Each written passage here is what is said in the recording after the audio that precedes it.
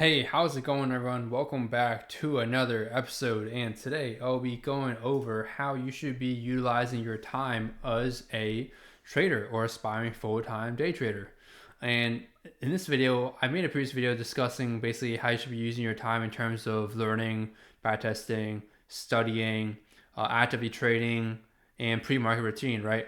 But in today's video, it's going to be slightly different. Today, I'm going to be going over how you should really be utilizing your time when it comes to using different time frames and in confluence with each other. Because I believe a lot of people, what the problem they have is they essentially are spending too much time on one specific time frame, or they find themselves overanalyzing on a time frame that they should not be overanalyzing on, and they don't truly understand how to balance that time when they're actively trading. So that's what we'll be focusing on today, just how to distinguish between how much time you should truly use on each time frame and try to make your trading when you're active trading as efficient as possible, because you don't want to overanalyze, self-doubt, or double down on trades, things like that in that nature, right? A lot of people have those problems, and I'm here to resolve that problem today.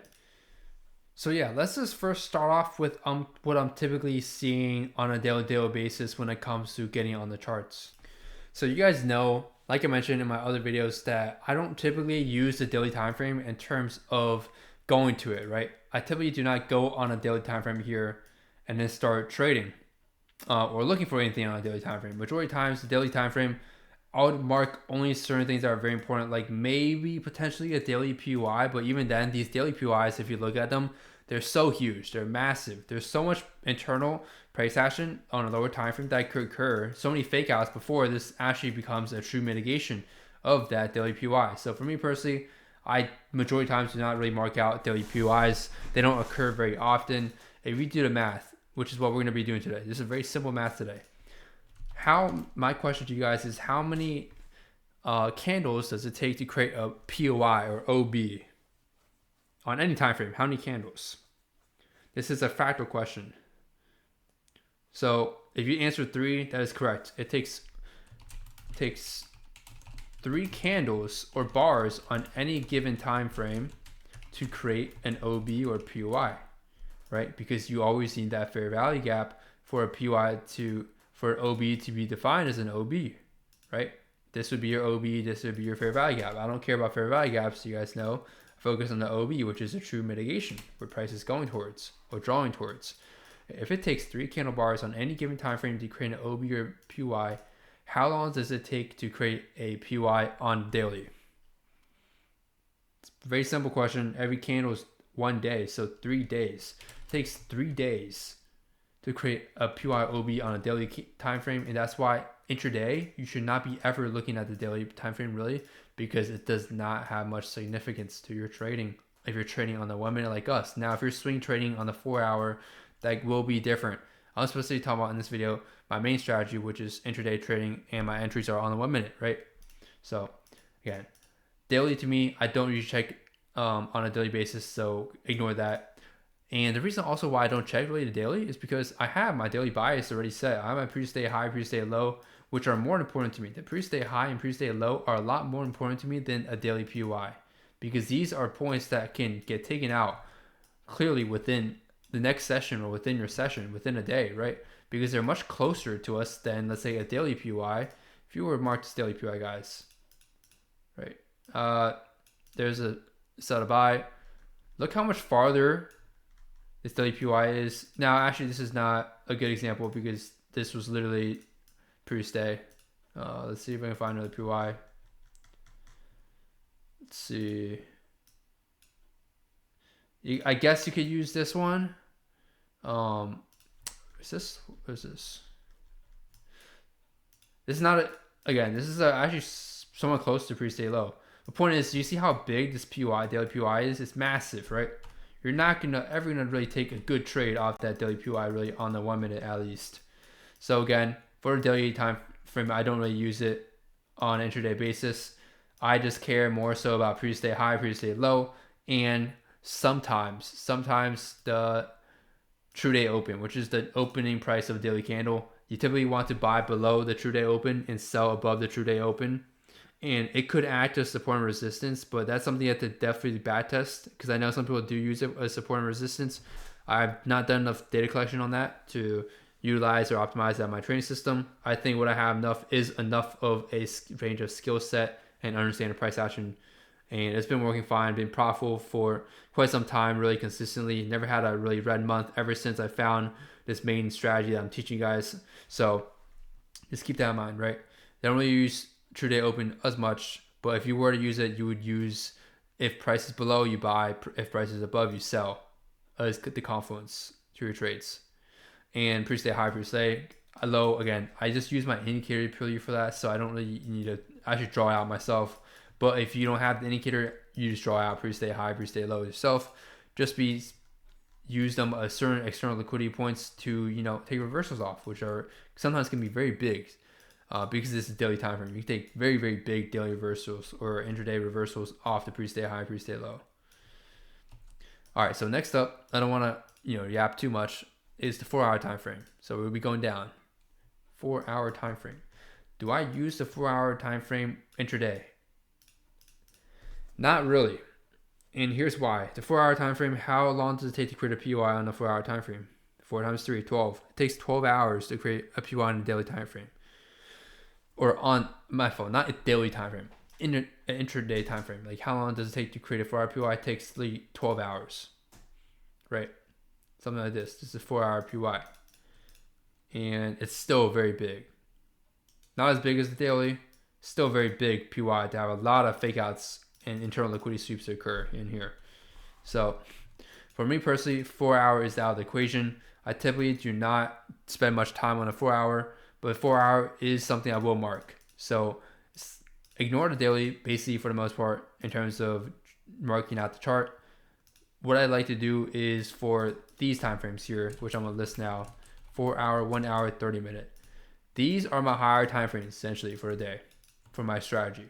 4 hour, 1 hour, and 30, these time frames, I spend very little time on, even if they're my high time frame. Why? Because all I need to know on these time frames is really, you can say external trend if you really look at the external trend, right? It's all you really need to look at, right? We're obviously bullish. Clearly, we're bullish. The external trend is bullish. But, we can have internal trends on a 1 minute in terms of swing structure or liquidity sweeps. So just keep that in mind. But regardless, on the 4 hour time frame, it takes 12 hours to create a new 4 hour POI. So all I do on a 4 hour time frame intraday is I just mark it out. I just mark out nearby POIs that I see. That's all I do. Do not mark out like POIs like down here for this one or this one down here, because they're too far away from price to be, they're meaningless for intraday trading right now. Until price reaches near there, they're meaningless. Only mark out POIs that you find closest to current prices, because this is still an insanely, like 4 hour. Okay, look, the 4 hour POI that I just marked there might look really close. It looks extremely close, right, on the 4 hour. But if you go on the 1 minute, look how far this POI is. It's still 1% away on gold, which is huge, right? That's an insane move to get to the 4 hour POI. So just keep that in mind, guys. On the higher time frames, 4 hour, 1 hour, 30 minute, you're basically not really caring much about its structure per se. You're just focusing on marking POIs that are closest to price. So I don't care much about this here, okay? I care most about just overall the POIs closest to price, because we trade on the 1 minute. And again, like I mentioned, if you're swing trading, that's a different story, but I'm not talking about swing trading today. So 4 hour, it takes 12 hours to make a new POI. Therefore, how long is your each trading session? Most people's trading sessions will be 1 to 3 hours long. So let's take the high end of that, 3 hours long, because kill zones that I teach you guys are 3 hours long, right? When price has the highest volume volatility, and typically the best setups and frequency release setups that occur, and where price is likely looking for liquidity. So an average trading session is 3 hours. Okay, let's say your max trading session is 3 hours. Will a new 4 hour POI form that you didn't see in the beginning of your session during your trading session at 3 hours? No. Why? Because we said it takes 12 hours for a 4 hour POI to form. Your trading session is only 3 hours. You're not going to see anything new in the 4 hour time frame during your session, aside from what you saw earlier in the beginning. So hopefully you guys are picking up on this logic that I'm trying to explain to you guys here. So 4 hour literally will take 30 seconds. I go in the 4 hour. I might the closest 4 hour POI that takes like 30 seconds, if not less. Of course, if you have my indicator, you could just have it automatically mark them on a lower time frame, the higher time frame POIs. But that's if you have my indicator, you don't have to get it. It's completely optional. But it just makes your life easier. Here is the okay. Now this is a 1 hour. How long does it take for the 1 hour time frame to create a new POI? It takes 3 hours for a new 1 hour POI. And your max training session is 3 hours. Therefore, when you start your training session, if we even create a POI within that training session of 3 hours, it will be created by the end of your session where you have already done trading. So to me, it really does not matter much. In terms of, I'm not really going to be going on the 1 hour time frame intraday. I'm only going to go on it in the beginning of the day, and that's it. What I see here, a 1 hour sell to buy right here. This is the entire 1 hour POI candle. Look how big this thing is. I'm not marking that big thing. I'm marking the sell to buy here. Okay. Refining the POI. You can refine this on a 1 minute, 5 minute as well. Go in there, look for a specific POI. That's all I'm doing. 30 seconds there. Boom. Done. Right? Now let's go on the 30 minute. And also one more thing. For the 1 hour, it takes 3 hours, right, to create a POI on the 1 hour. But those 3 hours, that's considering that those 3 hours are creating a fair value gap. Because without fair value gap, you don't have a POI, right? Without this fair value gap here, this is mechanically not defined as a POI. And you can see there's a lot of times too where price does not create any OB or POI. And this is like 8 hours of price action here, right? So you can see it's not even close. It's not even close. Let's go to the 30 minute now. How long does it take for the 30 minute to create a new POI? You guys should catch up by now. It's 90 minutes. If it takes 90 minutes, how long is a 33-hour training session in minutes? That is 60 times 3, which is 180. So 90 is half of your training session. So on a 30 minute, there is potential that you can get up to, very rarely, because like I mentioned, it has to be exactly perfect, creating fair value gaps every 30 minute candle, or it's not going to happen 2 OBs. So majority of times you will have potentially one new 30 minute POI during your trading session. Okay. Now you could say this does matter, right? So for me, 30 minutes would be a time frame where I might switch to intraday. But again, it's one of those timing things where it's very rare. Because not only do you have to create that 30 minute POI or this applies to all these time frames, not only do you have to create that POI, but you also need for price to go and mitigate that POI, and that takes time, right? So let's say you have a 30 minute, let's find an example here. Let's say you have a 30 minute POI. This is a 30 minute POI here, guys. Let's say you have a 30 minute POI here. And that takes 90 minutes to form, right?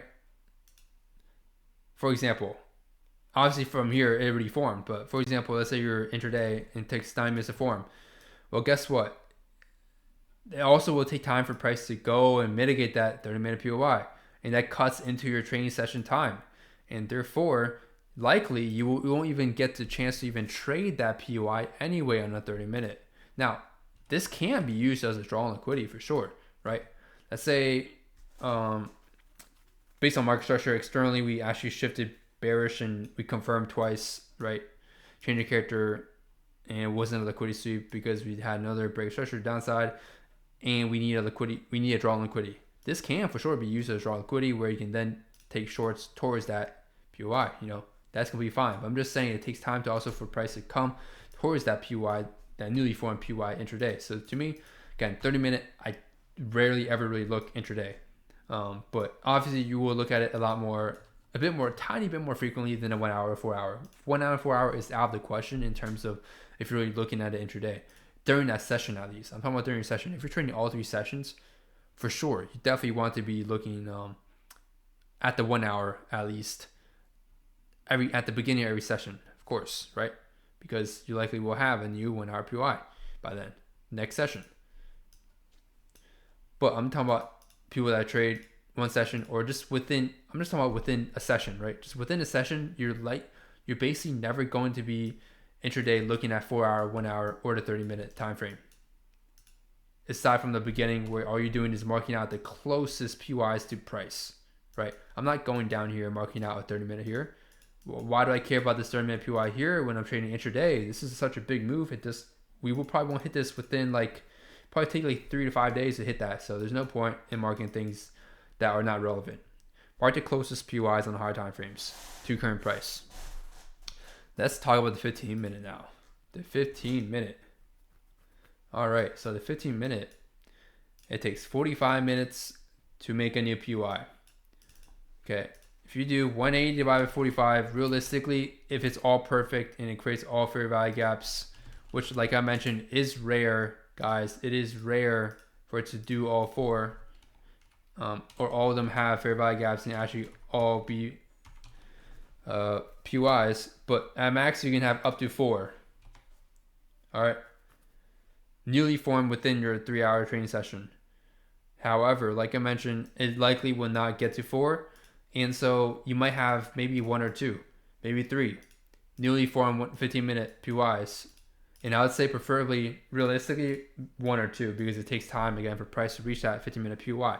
So realistically, 1 or 2 PYs on the 15-minute will form within your 3-hour training session.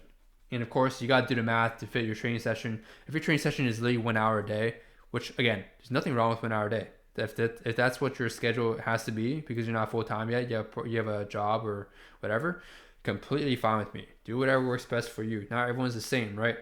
But for people that do have the time, obviously, having that screen time will improve the speed of your training journey. Of course, not bad quality screen time where you're just taking random trades, but genuine screen time where you're watching the market and taking real setups that are within your plan and system, not taking random trades. Taking random trades is not considered really screen time to me. That's low-key worse. Taking random trades and gamble trades and impulse trades is worse than no screen time at all because it's just building bad habits. A lot of people don't tell you that straight up, but I'm telling you the truth. That's the truth. It will save you a lot of time. So you realistically will have 1 or 2 new PYs from that 3-hour training session on the 15-minute. Therefore, I do indeed flip around and see the 15-minute intraday, right? So I will obviously in the beginning of the day find a 15-minute PY, whatever, and I will have it on my chart, right? I'll have the 15-minute time frame. That's why you guys see me with 3 split screens now on my training view. Of course, you can have one big split screen. I don't care, one big screen and just flip around by going like this, typing in numbers on a keyboard, and it immediately switches time frames like this. And you can do that. Feel free to do that if you have a small monitor too. It probably is more beneficial. But for me, I have a big monitor and also have multiple monitors, so I can just split it very nicely across all 3 if I wanted to. But yeah, essentially that's why I have perfectly 3 time frames set up, open, running at one time now. It's because I know the 15-minute frequency of my PYs that will form in the 15-minute. I know how the frequency occurs because of math, and therefore I need to have it up because I need to be monitoring the 15-minute for new 15-minute POIs. Because you guys know the higher the time frame, the more important the POI is, the bigger the move potentially is, right? If you're taking a previous day high, previous day low out, and you're taking a reversal, let's say you take out previous day low in a bullish market, and you're looking for a reversal long, you likely will get a massive risk reward, maybe like 50 risk reward trade on the 1 minute, right? If you really hold it all the way to previous day high.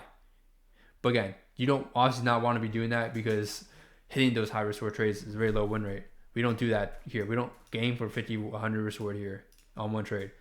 Consistency is more important to me. Having more stable equity curve is more important. And that's what it should be more important to you guys.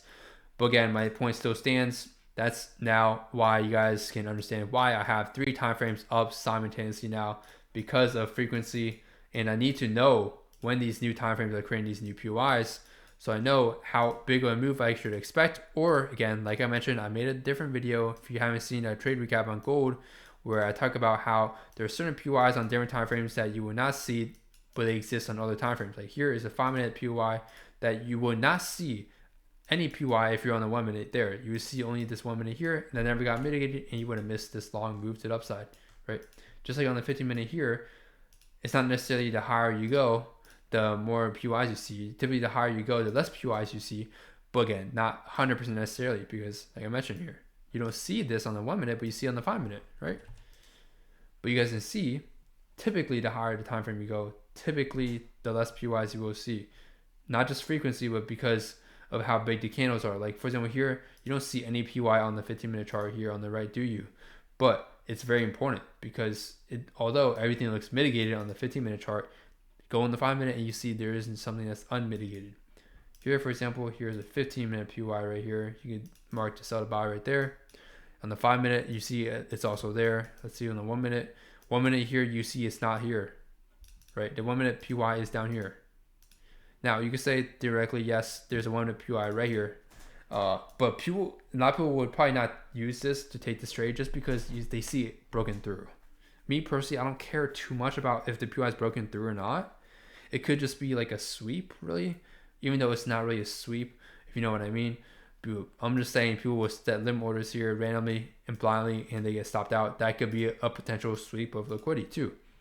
But my point still stands, you want to have clear PYs, not something like this where price breaks through like that and then gives a confirmation. You want to have clear PYs, like clearly this 15 minute? Yeah, this is the 15 minute. Like this 15 minute is very clear, or even refined to the 5 minute sell to buy. Very clear PY that got tapped into. And then you got your confirmation here, OB entry model. Boom, you get your 14 risk reward trade right there. You're welcome. So now hopefully by the end of this video, you guys fully understand now why I am spending majority of my time on the 1 minute. And then the second most time I'm spending is on the 5 minute. And third most spending time is on the 15 minute. Any other time frame in the beginning of the day, all I'm doing is just marking out the PYs in the beginning, and I don't look at them really ever again intraday during that session of time. I can give you guys a quick run through of how fast I do this basically on an intraday basis if you like right now. So let's switch to a different asset. Let's do should we do ES? All right, perfect. So here's ES real quick. Again, I really go in the daily because my daily bias lead indicator tells me my bias of the day with a higher accuracy, and the previous day low high is already marked. So again, I don't go in the daily, don't care there. What I do is you can even drag. Here's why I like the 3 split screen, because I can drag whenever I want. Like drag like this, focus on the high time frame real quick, right? Boom. I start my day, look at the 4 hour. I don't see anything in your price. I even use a measuring tool to see how far the next 4 hour PY is. It's 2% away. Me personally, you could mark this, but I probably wouldn't intraday just because it's 2% is an insane move and it's not going to happen intraday during my 3 hour session. So let's go to the 1 hour now. That probably took 30 seconds right there doing the 4 hour PY. 1 hour, you see, I don't see any PY. This PY, if it didn't mitigate yet, I would have marked this, and you see how big of a move it is. So knowing these high time frame PYs ahead of time is a good idea, because on a lower time frame, you wouldn't know you tapped into 1 hour supply and it would cause such a big move. So boom, I don't see anything on 1 hour, move on. Now, yes, you could also use the high time frame to mark out high time frame swing highs and lows, like the 4 hour swing highs and lows, 1 hour swing highs and lows, whatever. But for me personally, it doesn't matter too much because I could see it kind of on the 1 minute really. So 30 seconds, or my fault, 30 minutes right here, boom, perfect. 30 minute PY right here. All right, what else do we see? My indicator actually marks this already for us actually right here, which is perfect. Indicator is marking everything. The ETU indicator for PYs. So we can see 30 minute, 30 minute, 30 minute. There's also 30 minute here. Just barely 30 minute here. And again, since I have my indicator marking them for me automatically, I could set it to have that set secondary time frame. I don't even have to mark these myself, but I'm doing it for the sake of the video, right? Boom, that's all I do. And now what? Actually, in fact, like you probably wouldn't even mark that one just because it's such a far move, right? Use the measuring tool whenever you want, hold shift, click, and you can use the measuring tool immediately to see how far it is. That's why also knowing each asset is important, because each asset will move different percent on average per day. So varies a little bit. Let's go on the 15 minute. Now 15 minute is important to me, right? Third most important time frame really, or in terms of frequency at least. That is unmitigated right there. So boom, we hit the 15 minute right here. Unmitigated. What else do we see? Unmitigated. There's 15-minute within this 30-minute POI. You could even just move this here like that to refine it. The point is 15-minute is done, right? So now when I start my day, I'm going into the day looking like this. We mitigated a 30-minute supply and we tapped into 15-minute demand. So when we tapped into 15-minute demand, I could trade a mitigation cycle at least up to here. And now up to here, I wouldn't know if this high necessarily would be weak or high, weak or strong, right? Because we tapped into supply. This could be the start of a down move, right? So if you want to conserve targets, you just trade a demand setup from the 15-minute PY. So let's see on the 1 minute now. So after I do that, really marking those out, I leave the 15-minute time frame with these high time frame PYs right there, and of course it's synced to the lower time frame, so I see all these PYs on the lower time frame. And let me move the 5 minute here real quick. 5 minute, and then you can mark stuff on the 5 minute, right? So we see 5 minute PY right here. I'll probably mark this. Probably wouldn't mark too much else here. Everything looks mitigated already on the 5 minute. So then that's when you start trading. Boom, that's it. That's my routine every single day. Now you see there's days where I don't mark out explicitly all these PYs because I'm able to read price action fractally on the 1 minute sometimes and understand where price is going. So you may not see me entirely mark this out, but I believe this is very good practice for people that are new or don't have that experience trading, really understanding price fractally, to have all these high timings marked out so you understand how price is. And of course, you can always refine these PYs because you see 30 minute is a huge PY, right, on a 1 minute. So if I was here in price, right, let's say you price enter this 30 minute PY, you saw we took an internal liquidity sweep here. We have an image for value model here. All right, you enter here. What time is this? 11. So this is Asia session here, and price mitigated there for 2RR. Personally, I would have probably targeted lower. This seems like the legged structure to me here. This is not in discount. I probably would have targeted down here, right, into this 15-minute PY that has a refined 5-minute PY. So even you could target the 5-minute PY if you're feeling ballsy, right, for 4.6 RR. That's how I would have approached the day, essentially at that. And you basically trade, right, what you see. Until these high time PYs meet, you're trading the 1 minute and 5 minute PYs with, of course, premium and discount considered in the ranges, of course, of structure, right? But until those high time frame PYs get hit, I don't care much about the high time frame. I don't really look at it because there's not much to look at, right? Like I see a lot of people just look at the candles and stuff, but what are you looking at? They're saying, oh, there's a wick here on the 30-minute candle here, or they say, oh, there's a bearish candle previously, we're going to go down. This does not mean anything, does not matter to me at all. All I care is really about these imbalances that create these OBs and PYs, because that's where price is trying to draw to, or again, swing highs and lows on every time frame. So that's basically it for today's video. Hope you guys did enjoy me going over essentially ways of basically how much time you should really be spending on each time frame, generally every single day. So yeah, hope you guys did enjoy that quick little video. See y'all in the next one.